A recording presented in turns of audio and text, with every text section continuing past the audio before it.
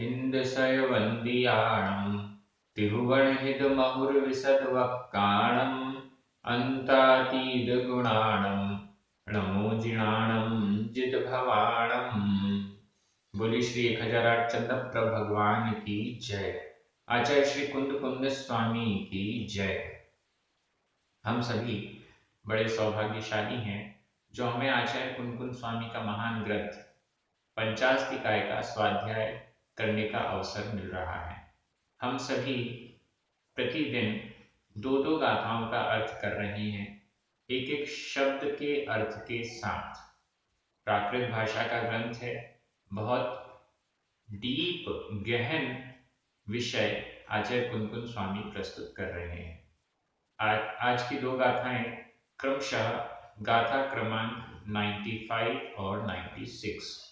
इन दोनों गाथाओं में आकाश अस्तिकाय का उपसंहार किया जा रहा है।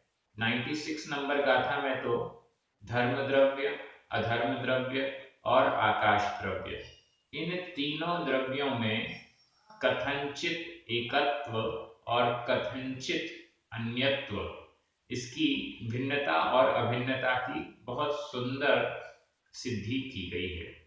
ये सभी विषय ऐसे हैं जो प्रायः अन्य ग्रंथों में हमें पढ़ने को नहीं मिल पाते। इस दृष्टि से आज की दोनों गाथाएं बहुत महत्वपूर्ण हैं, सरल भी हैं। चलिए प्रारंभ करते हैं। गाथा क्रमांक 95। उच्चारण। तम्हा तम्हा, धम्मा धम्मा, धम्मा धम्मा, गमन ठिदि कारणानि, गमन ठिदि, ठिदि आधा ट ठ छोटी की मात्रा, गमन ठिदि, गमन ठिदि कारणानि, कारणानि, णागासम, णागासम, इति, इति, जिणवरेहिं, जिणवरेहिं, भणिदं, भणिदं, लोग सहावं, लोग सहावं, सुणन्ताणं, सुणन्ताणं, तम्हा धम्मा धम्मा, तम्हा धम्मा धम्मा, गमनठिदि कारणानि णागासं, गमनठिदि कारणानि णागासं, इति जिणवरेहि भणिदं, इति जिणवरेहि भणिदं, लोगसहावं सुणन्ताणं, लोगसहावं सुणन्ताणं। गाथा बहुत अच्छी और सरल है। पिछली गाथाओं में जो चर्चा चल रही थी कि धर्म और अधर्म द्रव्य गति और स्थिति के कारण है, आकाश द्रव्य गति और स्थिति का कारण नहीं है। यदि आकाश द्रव्य को गति और स्थिति का कारण माना जाए तो लोकाकाश की हानि हो जाएगी और अलोकाकाश की हानि हो जाएगी और लोक का जो अंत है, उसकी जो बाउंड्री है, वो वृद्धि को प्राप्त हो जाएगी, बढ़ जाएगी। मतलब लोकाकाश की कोई बाउंड्री नहीं रह जाएगी, वो तो बढ़ती चली जाएगी। और भी बहुत सारी समस्याएं आचार्य कुंद कुंद स्वामी ने बताई थी यदि आकाश द्रव्य को ही गति और स्थिति का कारण माना जाए। इस दृष्टि से यहाँ पर उपसंहार कर रहे हैं। तम्हा, तम्हा इसलिए, तम्हा इसलिए, धम्मा धम्मा, धम्मा धम्मा, यहाँ पर संधि विच्छेद करना है। धम्म प्लस अधम्मा, धम्म मां में छोटा अ, अधम्मा का अ, ये दो छोटे अ मिलकर बड़ा अ बन गया। धम्मा धम्मा, धर्म और अधर्म, धर्म और अधर्म द्रव्य, तम्हा इसलिए धर्म और अधर्म द्रव्य, गमन ठिदि कारणानि, गमन और ठिदि गमन और स्थिति। कारणानि, कारण, कारण शब्द दोनों में जुड़ जाएगा। गमन कारण, गमन का कारण, गति का कारण और स्थिति ठहराव का कारण। क्रमशः धर्म और अधर्म द्रव्य के साथ लगा लीजिए। धर्म द्रव्य तो गमन का कारण है, गति का कारण है, और अधर्म द्रव्य स्थिति का कारण है। ऐसे तमहा यानी इसलिए धर्म द्रव्य गमन का कारण है और अधर्म द्रव्य स्थिति का कारण है। नागासम, संधि विच्छेद कीजिए। न प्लस आगासम, न में छोटा अ, आगासम बड़ा आ, छोटा आ और बड़ा आ मिलकर बड़ा आ हो गया। यदि प्राकृत भाषा की इन संधियों को आपने अच्छे से सीख लिया तो निश्चित रूप से प्राकृत ग्रंथों में, गाथाओं में जो शब्द हैं वो आपकी पकड़ में आने लग जाएंगे और फिर उनका अर्थ करना सरल हो जाएगा। इस दृष्टि से मैं संधि विच्छेद पर विशेष ध्यान दे रहा हूं। न आगासम, आगासम आकाश, न नहीं, आकाश नहीं, आकाश नहीं, क्या नहीं, कारण नहीं। आकाश गमन और स्थिति का कारण नहीं है। तमहा इसलिए धर्म और अधर्म द्रव्य गति और स्थिति के कारण हैं। न आगासम, आकाश नहीं है, आकाश गति और स्थिति का कारण नहीं है। ये एकदम स्पष्ट कर दिया गया।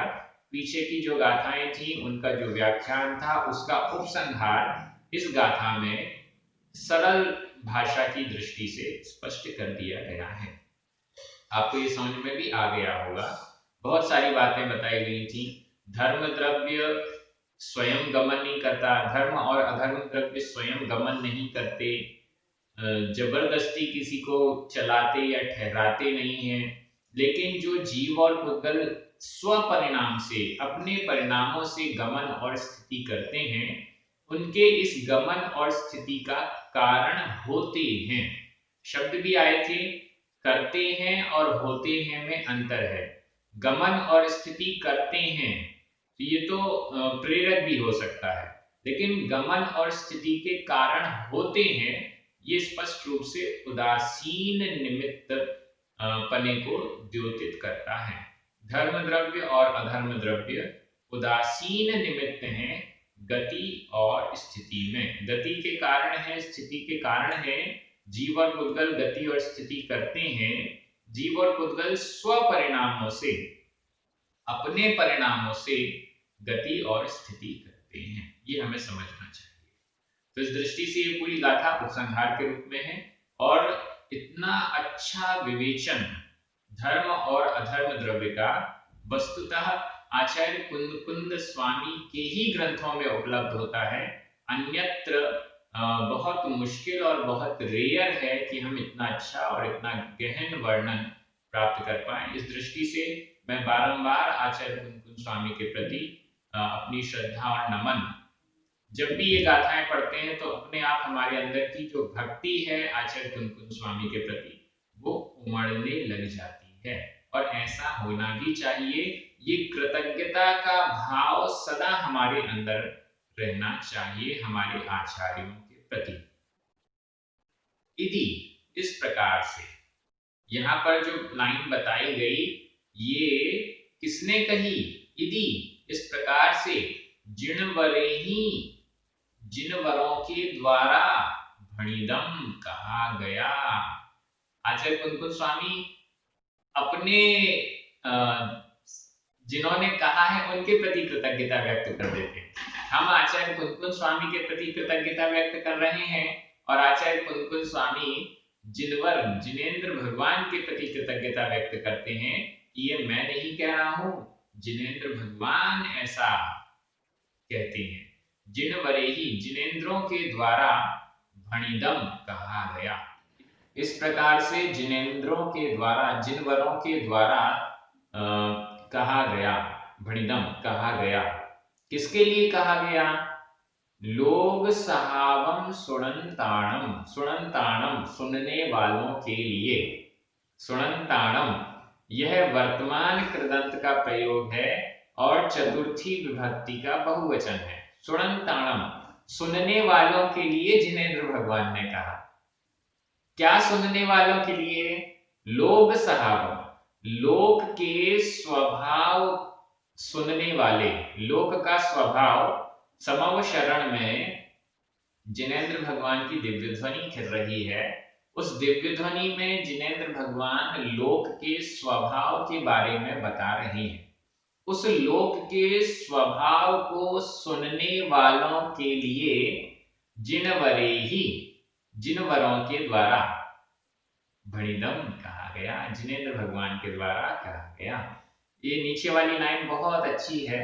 इसका मतलब जितना भी उपदेश आज शास्त्रों के माध्यम से, आचार्यों के माध्यम से लिपिबद्ध हुआ, वो समस्त क्यों प्रामाणिक है? इसलिए प्रामाणिक है क्योंकि वो जिनेंद्र भगवान की, सर्वज्ञ भगवान की दिव्य ध्वनि का विषय है।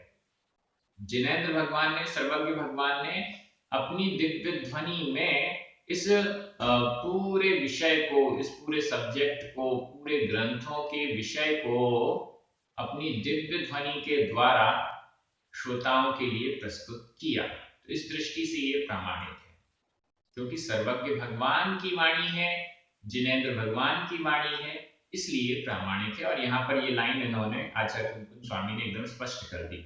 यहाँ पर व्याकरण के कुछ शब्द देखें, गाथा तो एकदम सरल है। धम्मा धम्मा गमन चिरी कारणानी, ये दोनों ही प्रथमा विभक्ति के बहुवचन हैं। नागासम प्रथमा विभक्ति का एक वचन है। जिनवरेहिम तृतीया विभक्ति, तृतीया विभक्ति का बहुवचन है। भणिदम और सुणंताणम, भणिदम यह तो भूतकालिक कृदंत का प्रयोग है। भणिदम कहा गया, भूतकालिक कृदंत का प्रयोग है। सुणंताणम यह वर्तमान कृदंत का प्रयोग है। वर्तमान कृदंत में अर्थ होता है कर्ता, करता हुआ, सुनता हुआ, सुनते हुए के द्वारा, और इसमें चतुर्थी विभक्ति का बहुवचन लगा हुआ है। व्याकरण के सारे वीडियोस प्राकृत सर्टिफिकेट के बन चुके हैं। आप जरूर प्राकृत प्रशिक्षण इस YouTube चैनल पर जरूर देखें और समझने का प्रयास करें। लोक सहावम प्रथमा विभक्ति का एक वचन है, और अगर हम इसको लोक स्वभाव को सुनते हुए ऐसा करें तो फिर द्वितीय का हो जाएगा। लेकिन अभी तो फिलहाल प्रथमा का एक वचन, लोक स्वभाव सुनते हुए, इस दृष्टि से। तो यहाँ पर इस गाथा का अर्थ हो गया। अगली गाथा में चल रहे हैं जो कि आकाश अस्तिकाय के वर्णन की अंतिम गाथा है, बहुत महत्वपूर्ण भी है। उच्चारण, धम्मा धम्मा गासा, धम्मा धम्मा गासा, धम्मा धम्मा गासा। अपुध भूदा, अपुध भूदा, अपुध भूदा। समान परिमाणा, समान परिमाणा। उध गुवलद्ध विशेषा, उध गुवलद्ध, गुवलद्ध विशेषा। आधा ध, उध गुवलद्ध विशेषा। करेंति, करेंति। एयत् मर्णतम, एयत् आधता पुरता, एयत् मर्णतम, मर्णतम आधना पुरण, आधता पुरता बिंदी। एयत् मर्णतम। धम्मा धम्मा गासा, धम्मा धम्मा गासा। अपुध भूदा समान परिमाणा, अपुध भूदा समान परिमाणा। उध गुवलद्ध विशेषा, उध गुवलद्ध विशेषा। करेंति एयत् मर्णतम, करेंति एयत् मर्णतम। गाथा बहुत सरल है और बहुत अच्छी भी है। धम्मा धम्मा गासा, संधि विच्छेद करें। अब तो आपसे बन जाएगा। अगर यहाँ स्क्रीन पर ना भी लिखा हो तो भी आप इसका संधि विच्छेद कर सकते हैं। धम्म प्लस अधम्म प्लस आगासा, धम्म अधम्म आगासा, ये तीनों, धम्म धर्म, अधम्म अधर्म और आगासा आकाश। धर्म द्रव्य, अधर्म द्रव्य और आकाश द्रव्य, ये तीन द्रव्य कौन कौन से हो गए? धम्मा धम्मागासा, धर्म द्रव्य, अधर्म द्रव्य और आकाश द्रव्य। ये तीन द्रव्य अपुध भूदा, अपुध भूदा, ध्यान से देखिए, अपुध, पुध, पुध का अर्थ होता है पृथक, पुध का अर्थ हुआ पृथक, पृथक यानी अलग, भिन्न, और अपुध यानी अपृथक, अभिन्न, भूदा भूत स्वरूप वाले, अपृथक स्वरूप वाले, अपृथक भूत, अभिन्न धर्म द्रव्य, अधर्म द्रव्य और आकाश। यहाँ आकाश से कहने का तात्पर्य लोकाकाश को ले लीजिए। आकाश के दो भेद हो गए, लोकाकाश और अलोकाकाश। लोकाकाश की यहाँ विशेष चर्चा है। धर्म द्रव्य, अधर्म द्रव्य और आकाश यानी लोकाकाश अपुध भूदा, अपृथक भूत हैं, अपृथक हैं, अभिन्न हैं। अभिन्न कैसे हैं, किस दृष्टि से हैं? समान परिमाण, समान परिमाण होने से। अब ये जो समान परिमाण, समान परिमाण, समान परिमाण मतलब समान यानी एक जैसा, बराबर, परिमाण, परिमाण का मतलब होता है एरिया, बराबर एरिया होने से। धर्म द्रव्य कितना बड़ा है, अधर्म द्रव्य कितना बड़ा है, लोकाकाश, जितना लोकाकाश है उतना ही, उतने परफेक्ट आकार का, उतने परफेक्ट परिमाण का धर्म द्रव्य और अधर्म द्रव्य है। लोकाकाश, तीन लोक का जो नक्शा है वो लोकाकाश। यह लोकाकाश जितना बड़ा है उतना ही बड़ा धर्म द्रव्य और अधर्म द्रव्य भी है। लोकाकाश में जितने प्रदेश हैं, असंख्यात प्रदेश है, जितने प्रदेश हैं उतने बराबर प्रदेश धर्म द्रव्य और अधर्म द्रव्य में भी होते हैं। इसलिए धर्म द्रव्य, अधर्म द्रव्य और आकाश मतलब लोकाकाश, ये तीनों अपृथक भूत हैं, अभिन्न हैं, समान परिमाण वाला होने से। यहाँ पर समान परिमाण वाला होने से पंचमी विभक्ति का एक वचन है, समान परिमाणा। लेकिन प्राकृत की विशेषता देखिए, पंचास्तिकाय ग्रंथ की दो टीकाएं हैं, आचार्य अमृतचंद्र स्वामी और आचार्य जयसेन स्वामी। आचार्य अमृतचंद्र स्वामी ने परिमाणा इसको पंचमी विभक्ति का एक वचन रूप दिया है और आचार्य जयसेन स्वामी ने इसको प्रथमा विभक्ति का बहुवचन अर्थ किया है। उन्होंने किस प्रकार से अर्थ किया? धर्म, अधर्म और आकाश द्रव्य, यहां भी प्रथमा एक वचन है, धम्मा धम्मागासा। अपुद्भूदा, यहां भी प्रथमा का बहुवचन है, धम्मा धम्मागासा प्रथमा का बहुवचन, अपुद्भूदा प्रथमा का बहुवचन, और उसी प्रकार से समान परिमाण, यह भी प्रथमा विभक्ति का बहुवचन। अब जब हम प्रथमा विभक्ति का बहुवचन ऐसा अर्थ करते हैं तो धम्मा धम्मागासा, इसके दो विशेषण हमारे सामने हो गए। पहला अपुद्भूदा और दूसरा समान परिमाण। अर्थ कैसे होगा? अर्थ भी सिंपल हो जाएगा। धर्म, अधर्म और लोकाकाश अपृथक भूत हैं और समान परिमाण वाले हैं। कितना अच्छा, दोनों दृष्टियों से अर्थ आपके सामने है। अगर हम पंचमी विभक्ति का एक वचन बताएं तो उससे कारण है समान परिमाण वाला होने से अपृथक भूत है, ऐसा हो जाएगा। और अलग अलग करें तो दो विशेषण है, अपृथक भूत है और समान परिमाण वाला है। तो इस दृष्टि से आप दोनों को समझ लीजिएगा। धर्म, अधर्म और आकाश द्रव्य, अब पृथकभूत यानी अभिन्न है और समान परिमाण वाले हैं, या समान परिमाण वाले होने से अभिन्न है। दोनों प्रकार से अर्थ होगा इसका।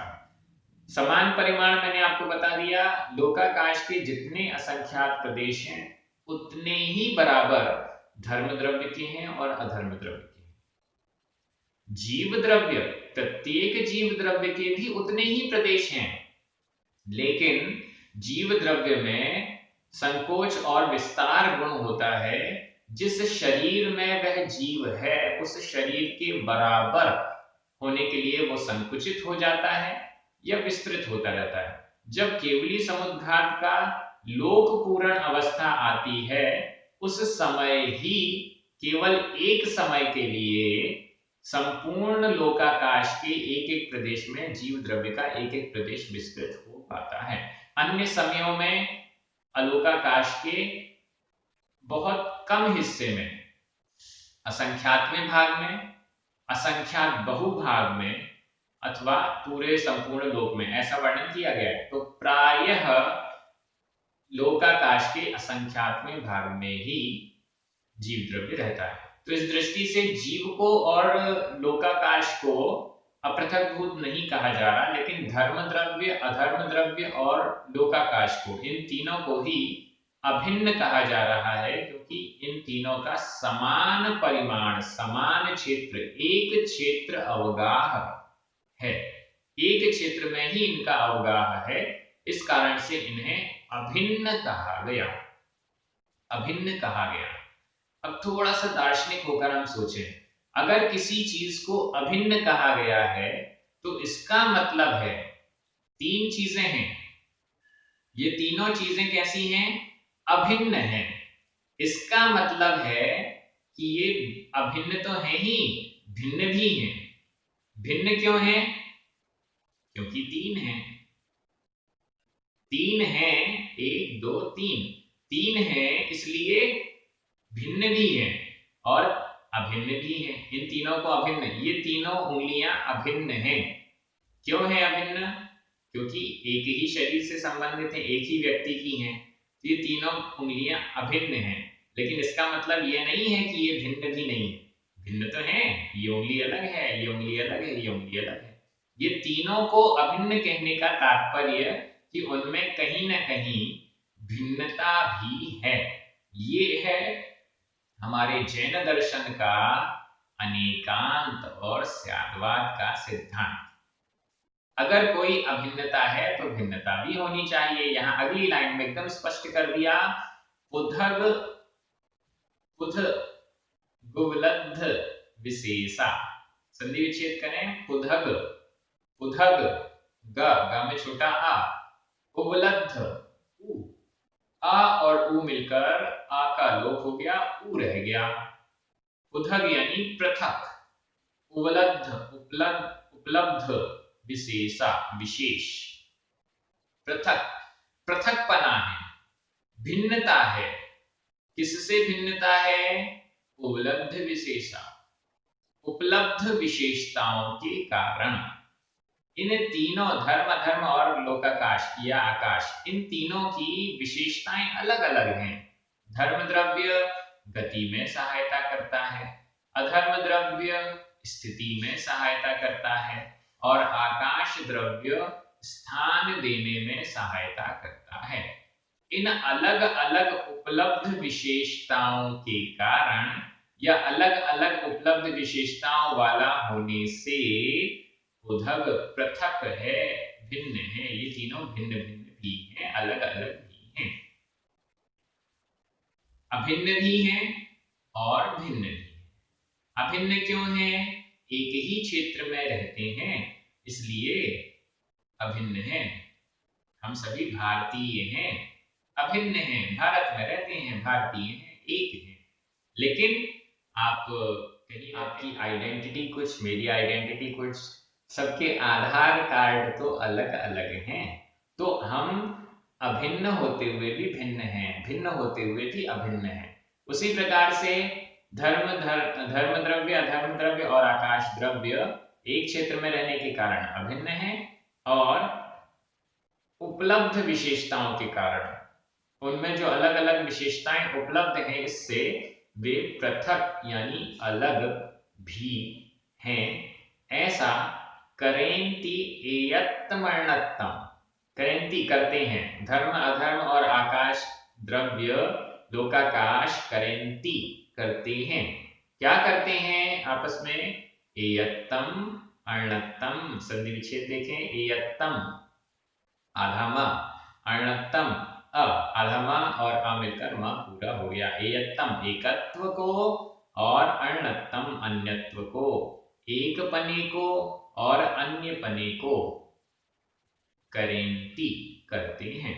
धर्म द्रव्य अधर्म द्रव्य और आकाश द्रव्य एक पने को, अभिन्नता को और अर्णत्तम अन्य पने को, भिन्नता को करेंति करते हैं।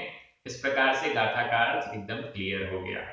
धर्म द्रव्य अधर्म द्रव्य और लोकाकाश में कथनचित एकत्वपना है और कथनचित अन्यत्वपना है, भिन्नता और अभिन्नता है, जो कि इस गाथा में सिद्ध कर दी गई है। यह आकाश अस्तिकाय के वर्णन की अंतिम गाथा है। इसके बाद सभी 5 अस्तिकायों का समान रूप से चूलिका व्याख्यान आगे की गाथाओं में आएगा, जो कि बहुत अच्छा और बहुत पढ़ने योग्य है। यहाँ पर व्याकरण की दृष्टि से हम देखें, धम्मा धम्मा गासा अपुद्भुदा समान परिमाणा और उपलब्ध विशेषा, इन सब में प्रथमा विभक्ति का बहुवचन है।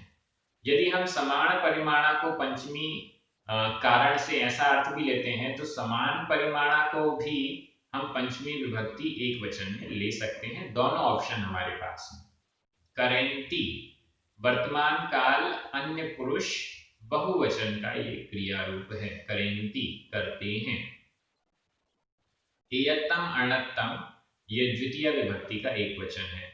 इसके अलावा इसमें अपुद भूदा, भूदा जो शब्द है, भूत, यह जो शब्द है, यह भूतकालिक कृदंत का अनियमित प्रयोग है। इसको भी आप समझ लें। उपलब्ध, उपलब्ध यह भी भूतकालिक कृदंत का अनियमित प्रयोग है। इस दृष्टि से इन दोनों गाथाओं का अर्थ बहुत अच्छे से हो गया। आप सभी बहुत अच्छे से मन पूर्वक अध्ययन कर रहे हैं, इसलिए आप सभी को बहुत बहुत धन्यवाद। हमारे जो पुण्यार्जक जिनके निमित्त से ये कार्य अच्छे प्रकार से YouTube पर परमानेंट हो रहा है, हजारों वर्षों तक भी शायद ये देखा जाए, हजारों तो नहीं कहें, सैकड़ों भी कह दे तो बहुत बड़ी बात हो जाएगी, लेकिन बहुत लंबे टाइम तक ये वीडियोस YouTube पर परमानेंट रहेंगे और कोई भी चाहे इन वीडियोस के द्वारा पंचास्तिकाय जैसे महान ग्रंथ का स्वाध्याय कर पाएगा। इस दृष्टि से इन पुण्यार्जकों के लिए बहुत बहुत धन्यवाद। आप सभी को जय जिनेन्द्र, जिनवाणी माता की जय।